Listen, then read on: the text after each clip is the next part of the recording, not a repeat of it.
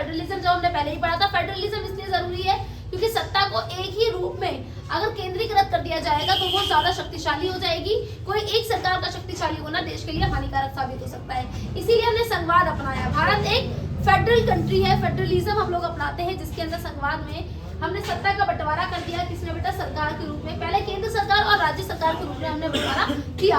हमें लगा कि सरकार को दो तरीके से बांटना जरूरी है, केंद्र सरकार और राज्य सरकार। संघवाद क्या है? सत्ता का बंटवारा करना केंद्र सरकार और राज्य सरकार के ऊपर। पर 1987 यानी कि 1987 में थुंगा समिति के थ्रू हमने एक और सरकार का रूप जोड़ा जिसका नाम था स्थानीय सरकार। क्या नाम था? स्थानीय सरकार। और इन सरकारों को क्यों बांटा गया? इन सरकारों को बांटने का एक रीजन था कि इनके कार्यों की सूची को इनसे अलग अलग कर दिया जाए। जैसे कि केंद्र सरकार के लिए कौन सी सूची बनाई गई? केंद्रीय सूची बनाई गई, संघीय सूची बोल सकते हैं आप उसे। और राज्य सरकार के लिए कौन सी बनाई गई? राज्य सूची बनाई गई। और स्थानीय सरकार के लिए समवर्ती सूची। और समवर्ती सूची का काम ये भी कर सकती है और ये भी कर सकती है। समझ गए? जैसे अगर मिलिट्री से रिलेटेड काम कर रही है, पावर से रिलेटेड काम कर रही है, केंद्र सरकार ही निर्णय लेगी। फॉरेन पॉलिसी से रिलेटेड काम कर रही है, केंद्र सरकार ही निर्णय लेगी। और अगर बात करते हैं रोड की, शिक्षा की, तो हाँ, राज्य सरकार अपने अपने राज्य में निर्णय ले सकती है। इसके अलावा अगर बात करते हैं समवर्ती सूची की, शिक्षा की बात कर रहे हैं हम। समवर्ती सूची में बहुत सारे विषय, कौन सा विषय आता है? शिक्षा आता है। शिक्षा के ऊपर केंद्र सरकार भी निर्णय ले सकती है और राज्य सरकार भी निर्णय ले सकती है। Got it? संघवाद क्या है आखिर? ये तो समझ में आ गया होगा। हाँ, आगे समझ में संघवाद क्या है? चलो तो आगे बढ़ते हैं। भारतीय संविधान के अनुच्छेद 1 में लिखा हुआ है भारत राज्यों का संघ है। मतलब क्या? क्या भारत में एकात्मकता है या भारत में अलग प्रकार की सरकार है? तो हाँ, एकात्मकता लगती है क्योंकि भारत राज्यों का संघ है। यूनाइटेड, जैसे आपने सुना है जो अमेरिका है वो यूनाइटेड स्टेट है। एक ऑफ अमेरिका की बात करते हैं, वहां पे क्या है बेटा? State of America. मतलब क्या है? यूनाइटेड, उसके संयुक्त राष्ट्र संघ। यानी कि क्या जो राष्ट्र है, एक राष्ट्र अमेरिका है, वो क्या है? राज्यों का संघ नहीं है, वो राष्ट्र संघ है। मतलब उसके अंदर जितने भी राज्य आपने देखा होगा, कैलिफोर्निया है, न्यूयॉर्क है ना? तो इन सब के अलग अलग नागरिकता होती है। पर भारत के राज्यों का संघ कहा गया। कितनी बदतमीजी सीखी जा रही है। भारत को राज्यों का संघ इसलिए कहा गया, क्यों कहा गया? मैं बहुत सीख रही है लड़की, आवाज बहुत तेज आ रही है, गुस्सा आ रहा है। बेटा वो बच्चों का संघ है, है जिसके अंदर स्वतंत्र न्यायपालिका, लिखित संविधान, संविधान की सर्वोच्चता दी गई है। अब राज्यों का संघ का मतलब क्या है? जैसे मैं आपको अमेरिका का एक उदाहरण दे रही थी, क्योंकि वहां पे इकहरी नागरिकता नहीं है, दोहरी नागरिकता। अब ये दो प्रकार की नागरिकता मैंने आपको नागरिकता वाले चैप्टर में पढ़ाई थी। अगर मैं भारत की नागरिक, तो मैं सिर्फ भारत की नागरिक हूँ, चाहे मैं महाराष्ट्र में रहती हूँ, चाहे मैं बंगाल में रह रही हूँ, चाहे मैं दिल्ली में या किसी भी राज्य में रह रही हूँ। मैं सिर्फ कौन हूँ? हिंदुस्तानी हूँ, एक हिंदुस्तान की नागरिक हूँ। I am a citizen of India. ठीक है?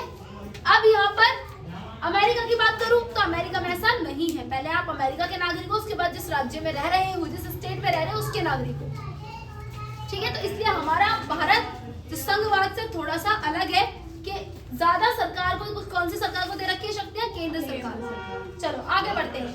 संघवाद हमने इसलिए भी अपनाया ताकि हमारी न्यायपालिका स्वतंत्र रहे, लिखित संविधान अपनाया गया और संविधान की सर्वोच्चता अपनाई गई। न्यायपालिका स्वतंत्रता का अर्थ है कि ना तो किसी केंद्र की ना ही किसी राज्य की न्यायपालिका के ऊपर कोई भी अंकुशता हो, ना किसी विशेष लाइक एग्जीक्यूटिव या पार्लियामेंट, किसी भी विशेष संस्था की इसके ऊपर क्या ना हो, दबदबा ना हो। न्यायपालिका स्वतंत्र है तभी लोकतंत्र है, अदरवाइज लोकतंत्र का कोई अर्थ नहीं है।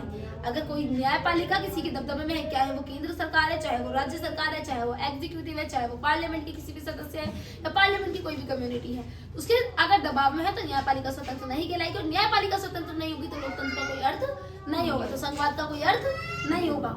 ठीक, इसके बाद आता है हमने लिखित संविधान अपनाया। क्या अलिखित संविधान भी होता है? हाँ होता है। उदाहरण जैसे किस देश का है अलिखित संविधान? तो अलिखित मतलब होता है जो रिटर्न नहीं है। हमारे पास रिटर्न डॉक्यूमेंट है कॉन्स्टिट्यूशन, बट किसके पास नहीं है रिटर्न कॉन्स्टिट्यूशन? ब्रिटेन के पास, इंग्लैंड के पास। ठीक, इसके बाद आते हैं संविधान की सर्वोच्चता। हमने संघवाद के अंदर अपनाया क्या? संविधान की सर्वोच्चता। संविधान की सर्वोच्चता का क्या बेटा? किसी चीज में कंफ्यूज हुए आप? इंग्लैंड और ब्रिटेन में हुए है ना? तो बेटा ब्रिटेन में सिर्फ इंग्लैंड नहीं है, इंग्लैंड, वेल्स और स्कॉटलैंड, तीनों चीजों को मिलकर बनता है ग्रेट ब्रिटेन। आवाज आ गई? ब्रिटेन का हिस्सा है इंग्लैंड। ठीक है? और हम पे किसी इंग्लैंड ने शासन नहीं किया था, इन पूरा ब्रिटेन ने किया था, ब्रिटिश ने शासन किया था। वेल्स, स्कॉटलैंड और इंग्लैंड से मिलकर क्या बनता है? Great Britain. समझ में आ गई? मैं कहाँ पढ़ती? संविधान की सर्वोच्चता पढ़ती हूँ। तो संविधान की सर्वोच्चता इसलिए कि जो संविधान में लिखा गया, जो कानून लिखा गया सर्वोपरि वो है, उसके बाद किसी और की बात है। समझ में आ गई? अगर आर्टिकल 21 में लिखा हुआ राइट टू प्राइवेसी, तो आप कैसे चैलेंज करेंगे उसको? क्यों करेंगे आप उसे चैलेंज? हमारा अधिकार है, आप उसे वॉयलेट नहीं कर सकते। ठीक है, तो संविधान सर्वोपरि है, सबसे ऊपर है। संविधान से ऊपर कुछ भी नहीं है। बेटा इधर आ जा, तो बोलते बोलते। ठीक है, तो संविधान की सर्वोच्चता सबसे ज्यादा हमारे लिए महत्वपूर्ण साबित हुई है। ठीक है, तो संघवाद के अंदर supreme, constitution is supreme for us. ठीक है, we have a written document of the constitution and we have a separate and liberal judiciary. ठीक है, याद रहेगा। इसके बाद आता है कि केंद्र और राज्य संबंध, इस चैप्टर का सबसे सबसे सबसे सबसे ज्यादा इंपॉर्टेंट टॉपिक। यानी कि मैं कहूँ कि आखिर क्या इसमें से आ सकता है, तो सिर्फ ये आ सकता है। It is very important topic of this chapter, केंद्र राज्य संबंध। अब हमने दो भागों में तो सरकारों को बांट दिया, एक केंद्र सरकार, दूसरी राज्य सरकार। तो क्या इनके बीच में वाद विवाद नहीं होता होगा, जैसे दादी और मम्मी के बीच में होता है ना? हेड कौन है? दादी है, पर मम्मी बस हम 4-5 मेंबरों की हेड है। दादी, चाचा, ताऊ सबकी हेड है। तो कहीं ना कहीं मम्मी, चाची, इधर उधर सबकी ना, दादी से सबकी भिड़ती है। सेम केंद्र और राज्य के संबंध होते हैं, किसी ना किसी बात पे आपस में भिड़ ही जाते हैं। जैसे क्या बेटा? पहला बोलूंगी वित्तीय स्वायत्ता। हर राज्य चाहता है कि हमारे पास अपना पैसा हो, वित्तीय स्वायत्ता, हमें केंद्र के ऊपर डिपेंड ना होना पड़े कि जी आज सड़क बनवानी है जी पैसे दे दो, है ना, आज स्कूल खुलवाना है जी पैसे दे दो। इस तरीके से वित्तीय स्वायत्ता हमारे पास रहे, यानी कि टैक्सेस हमारे अंडर आ जाए। बट ऐसा नहीं होता। लाइक दादी के ऊपर रहता है डिपेंड, के कुछ जॉइंट फैमिलीज में होता है ना, मम्मी, चाची, ताई वगैरह सब किस पे रहती है? दादी पे डिपेंड रहती है। वो पैसे देंगी तो हमारे घर का खर्च चलेगा, क्योंकि पापा वगैरह उनको दे देते हैं। समझ रहे हो? तो ये एक तरीके से ऐसा शासन के रूप में समझते हुए चलो। ठीक है, तो वित्तीय स्वायत्ता हर कोई चाहता है, हर कोई मम्मी चाहती है हमारे पैसे हमारे तक रहे, है ना? तो सेम हर राज्य चाहता है कि भाई हमारे पैसे हम तक रहे, है उमेश? हाँ, ठीक है। इसके बाद प्रशासनिक स्वायत्ता, ऐसा होता है केंद्र सर्वोपरि, केंद्र ज्यादा शक्तिशाली है राज्य से। तो कभी कभी ऐसा होता है प्रशासन में भी केंद्र क्या करता है? हस्तक्षेप करने लग जाता है ना? और जब केंद्र हस्तक्षेप करता है तो राज्य अपना काम ढंग से नहीं कर पाता, तो राज्य इस चीज के ऊपर टोकता है कि भाई तुम्हें इस चीज में बिल्कुल भी हस्तक्षेप करने की आवश्यकता नहीं थी, फिर भी तुमने किया। तो चिड़न तो होगी ना कि आप बार बार आकर हमारे एडमिनिस्ट्रेशन सिस्टम में क्या कर रहे हो, आकर हस्तक्षेप होता है कि आप आके वहां पे पार्ट ले रहे हो। ठीक है, किसी भी चीज का, किसी भी कानून का, जैसे किसी आपने सुना होगा कि रेंट कानून और जो लैंड वगैरह से रिलेटेड लॉज होते हैं ना, वो हर स्टेट में अलग अलग होते हैं। लैंड्स ऑर्डर्स होते हैं, लैंड्स लॉज होती हैं, वो अलग अलग होती हैं। ठीक है, और जो लेजिस्लेचर है, स्टेट लेजिस्लेचर मतलब जो राज्य की पार्लियामेंट होती है, ठीक है, राज्य की विधायिका होती है, उसके पास अधिकार है, वो कानून बना सकती है अपने राज्य में। अगर इस चीज की जरूरत पड़ रही है तो तुम इसका कानून बना लो।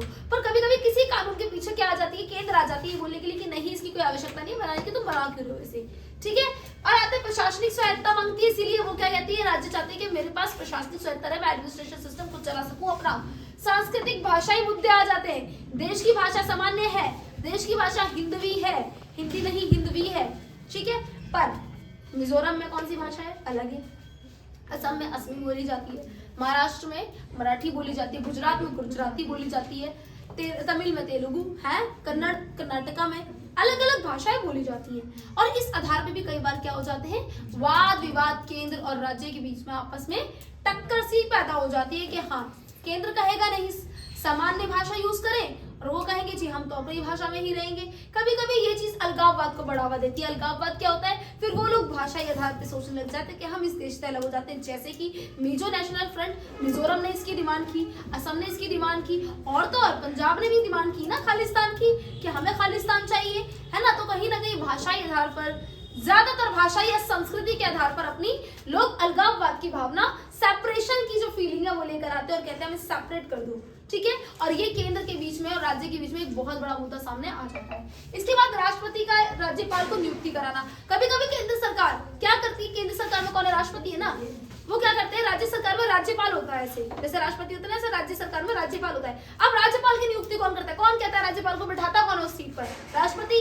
और राष्ट्रपति क्या करता है, बिना किसी राज्य सरकार, जैसे कि मान लो यहाँ पे जो सरकार है उससे बिना सहमति से, उससे बात किए बगैर ही राज्यपाल को अपनी तरफ से नियुक्त कर देता है। और जरूरी भी है ताकि राज्य के ऊपर ऐसा ना फील हो उसको कि भाई मैं तो सर्वोपरि हो गया, इस राज्य में कुछ भी करूंगा, दिल्ली में कुछ भी करूंगा मैं, समझ रहे हैं आप? तो ऐसा ना हो उसे, है ना, ताकि उसके सामने एक अपोजिशन का लीडर रहे और उसको सब चीजें नोट करता है और कुछ गलत होने पे भी उसको बताए, समझ रहे हो? अगर अपनी ही पार्टी का कोई लीडर होगा तो क्यों ही बताएगा वो, तो है ना, वहां तो फिर वो चल जाएगा कि भाई जो दोस्ताना है इस तरीके का चलेगा, फिर राज्य पे कोई कौन ही ध्यान देगा। तो इसलिए राज्य बहुत ज्यादा गुस्सा करते हैं कि हमसे बिना पूछे, हमसे बिना सहमति से किसी को भी हमारे सामने लाके खड़ा कर देते हैं राज्यपाल को। राज्यपाल की समस्या तो होती है उनके केंद्र और राज्य के बीच में। पांचवी समस्या ये भी आती है, राष्ट्रपति शासन लगा देते हैं, कभी कोई 356 लगा देते हैं। जैसे आप अगर पहले आम चुनाव की बात करें तो पहले आम चुनाव में तो नहीं, खैर दूसरे आम चुनाव में क्या हुआ, वहां पर कौन सा है वो, कौन सा राज्य है वो, केरला में उसकी कम्युनिस्ट पार्टी ऑफ इंडिया की सरकार बनी, ठीक है।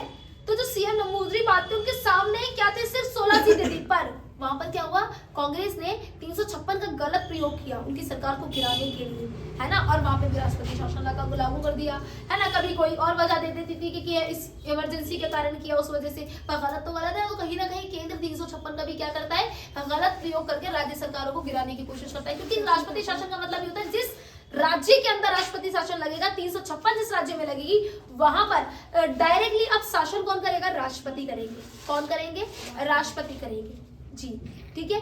वहां पे फिर जो राज्य सरकार है उससे बिल्कुल भी जितनी भी सारी शक्तियां होती है वो छीन ली जाती है और अब सारा शासन कौन चलाएगा, राष्ट्रपति चलाएगी। ये कहते हुए कि शायद यहाँ पे आंतरिक गड़बड़ी है, शायद यहाँ पर इमरजेंसी पावर लगाने की आवश्यकता है, या कोई और भी वो मसला बता सकते हैं, ठीक है।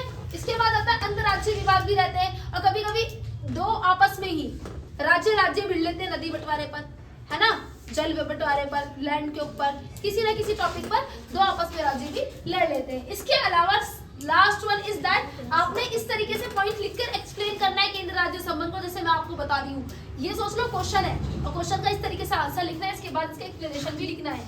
समझ में आ गई? जो मैं एग्जांपल दे रही हूँ आप उसके अंदर इंक्लूड कर सकते हो एग्जांपल। तो लास्ट वन इज विशेष प्रावधान 371 एक का यानी कि ए से लेके 371 झा तक कुछ राज्यों को, राज्य समझते हो, स्टेट्स को क्या कर रखा है, स्पेशल आपको स्टेट्स दे रखी है। क्या स्पेशल स्टेट्स, जैसे नागालैंड, असम, मणिपुर, आंध्र प्रदेश, मिजोरम, अरुणाचल प्रदेश और गोवा। ये इसलिए बेटा क्योंकि ये वो राज्य है जहाँ पे बहुत सारे शेड्यूल्ड ट्राइब्स रहती हैं और वो ट्राइब्स नहीं चाहती थी उस टाइम पर भी किसी भी तरीके से कि वो हमारे साथ शामिल हो। वो क्योंकि ट्राइब्स नो दैट जंगलों में रहने वाले, फॉरेस्ट से जुड़े हुए, इनका कनेक्शन फॉरेस्ट से ज्यादा रहता है। They don't know about it, what is the constitution and anything. वो इलिटरेट्स होते हैं, ठीक है, उन्हें अच्छे से नहीं पता होता सोसाइटी सिविलाइजेशन के बारे में, तभी तो वो ट्राइबल्स एरियाज कहलाते हैं, ठीक है। अब उनके अपने अलग अलग चीजें, सारे रिचुअल्स एंड एवरीथिंग अलग अलग होती है। तो उन्होंने बोला कॉन्स्टिट्यूशन बनाते समय कि ठीक है, तुम लोगों को क्या कर देते हैं कि स्पेशल स्टेट का नाम दे देते हैं कि आप लोग स्पेशल स्टेट्स हैं, ठीक है। तो जैसे हमारे यहाँ क्या होता है, बच्चा डिसेबल होता है ना, कहीं से कुछ डिसेबल है तो उसे क्या बोलते हैं, स्पेशल चाइल्ड, है ना। तो इस तरीके से इन राज्यों को बोल देते हैं क्या कि स्पेशल स्टेट्स का प्रावधान दे देते हैं। और इनको लेके भी कभी ना कभी हमारे यहाँ पे क्या एक जंग से छिड़ जाती है, बहस से छिड़ जाती है, ठीक है। और ये केंद्र राज्य संबंध को बहुत ज्यादा एक अलग ही मोड़ पे लाके खड़ी कर देती है, ठीक है। तो हमारे भारत में केंद्र राज्य के संबंध हमेशा कैसे रहते हैं, अनबैलेंस्ड रहते हैं। कभी केंद्र शक्तिशाली, कभी राज्य शक्तिशाली, कभी दोनों के बीच में विवाद ज्यादा रहता है। और यही संघवाद का क्या है बेटा, एक दृष्टिकोण है, एक सिनेरियो है जिसे हमें समझ में बहुत ज्यादा इजिली प्रैक्टिकली मदद मिलती है, ठीक है। Got it? खत्म तुम्हारा चैप्टर।